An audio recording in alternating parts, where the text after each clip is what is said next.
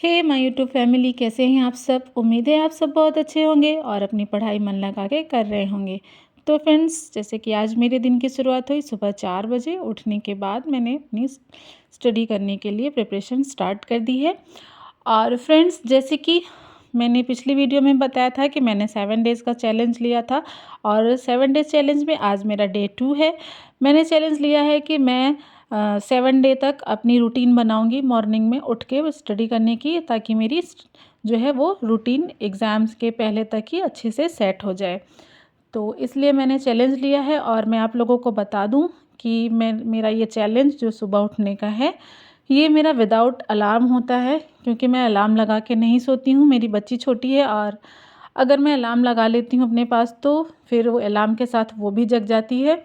तो इस वजह से मेरी डिस्टर्बेंस हो जाती है स्टडी में और फिर मैं पढ़ाई का मेरा जो है वो लेट हो जाता है। तो इसलिए मैं अलार्म नहीं लगाती हूँ।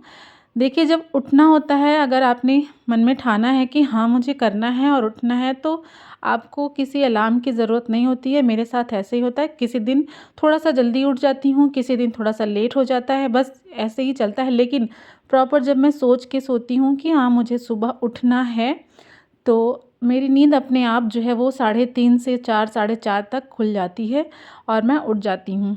तो इसी तरह से मेरी जो है वो रूटीन मैं सेट कर रही हूँ और मैंने अपना डेली का रूटीन करने के बाद मैं अपनी स्टडी करने के लिए बैठ गई हूँ। और जहाँ पे मैं कर रही हूँ अपनी आंसर राइटिंग, तो बहुत से लोग कमेंट कर रहे थे कि मैं आंसर राइटिंग कैसे करूं, मुझे समझ नहीं आ रहा है। तो फ्रेंड्स देखिए, मुझे भी अभी तक समझ नहीं आता था कि कैसे करूं। जब मैंने नहीं किया था इसके पहले आंसर राइटिंग, बस मैं पढ़ती थी लेकिन मैंने आंसर नहीं लिखा था। लेकिन जब मैंने सोच लिया कि अब इस बार मुझे थोड़ी सी होप है कि शायद मेरा रिज़ल्ट जो है वो पॉजिटिव आ जाए प्रीलिम्स का, तो इस वजह से मैं मेंस की जो है वो आंसर राइटिंग स्टार्ट कर दी हूँ। और आंसर राइटिंग के लिए बस मैं टॉपिक पढ़ रही हूँ और प्रीवियस ईयर के क्वेश्चंस को देख कर के उस टॉपिक को लिख रही हूँ। मैं उसको बुक से ही देख के लिख रही हूँ, उसमें कुछ अपना ऐड ऑन करके। और जो आप मेंस की राइटिंग लिखते हैं उसके लिए आपको पैटर्न कैसा होना चाहिए, आप कैसे लिखेंगे उसको, उसके लिए आप कोई एक यूट्यूब चैनल फॉलो कर लीजिए। उसमें आपको अच्छे से जो है वो बताया जाता है कि आप अपनी आंसर राइटिंग कैसे स्टार्ट करो और आंसर राइटिंग की फ्रेमिंग कैसे करो। मेन होता है राइटिंग की फ्रेमिंग करना। तो उसके लिए आप यूट्यूब चैनल ज्वाइन कर सकते हो।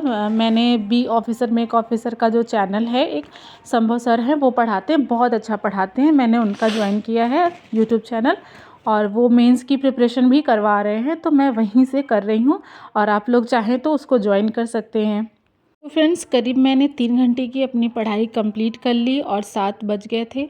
उसके बाद मैं उठी और जो है बेटे का स्कूल का ऑफ था, तो मैं अपना हस्बैंड भी उठ गए थे तो मैंने उनके लिए चाय बनाई, अपने लिए चाय बनाई। बच्चे सो ही रहते। फिर जो घर के डेली रूटीन के काम हैं मैं उनमें लग गई। फ़िलहाल घर के सारे काम तो डेली के डेली रहते हैं, लगे रहते हैं और वो सारे काम मैं अपना करते रहती हूँ। साथ में मैंने सोचा है कि मतलब मैक्सिमम टाइम अपनी स्टडी को दूँ, क्योंकि देखिए बाद में वही होता है ना कि हमें एग्ज़ाम के टाइम में फिर वही पछतावा होता है कि अब काश इतना टाइम और मिल जाता तो मैं अपनी पढ़ाई कर लेती। तो इस बार मैंने सोचा है कि हाँ, अभी से ही जितना एग्ज़ाम से 1 महीने 2 महीने पहले हम लोग कोशिश करते हैं, अगर वही चीज़ें 6 महीने पहले से की जाएँ तो इतना मुश्किल नहीं है जितना हम सोचते हैं। तो इस तरह से मैंने अपनी जो है सारा काम वगैरह करके करीब 2 बज गए थे और मैं फिर से आ गई हूँ अपनी स्टडी रूटीन पे। और मैं आप लोगों से बता दूँ कि मैंने अभी जो है टाइपिंग प्रैक्टिस स्टार्ट की है, क्योंकि अभी AHC RO का फॉर्म आने वाला है, जो कि high court, Allahabad high court का। तो मैंने उसके लिए भी सोचा है कि मैं उसमें भी अप्लाई करूँगी। और ये फॉर्म करीब 4 साल बाद आ रहा है, 4 या 5 साल हो गए, 2019 में आया था और अब आ रहा है। तो उसमें टाइपिंग मांगती है, तो टाइपिंग मैं अपना घर पे ही प्रैक्टिस कर रही हूँ और धीरे धीरे उसमें स्पीड बनाऊँगी। और आप लोगों को अगर हाई कोर्ट RO के बारे में कुछ जानना होगा तो कमेंट बॉक्स में बताइएगा। मैं आप लोगों को उससे रिलेटेड वीडियोस बना दूंगी कि उसके एग्ज़ाम पैटर्न से और प्लस उसके लिए कैसे प्रिपरेशन करनी है।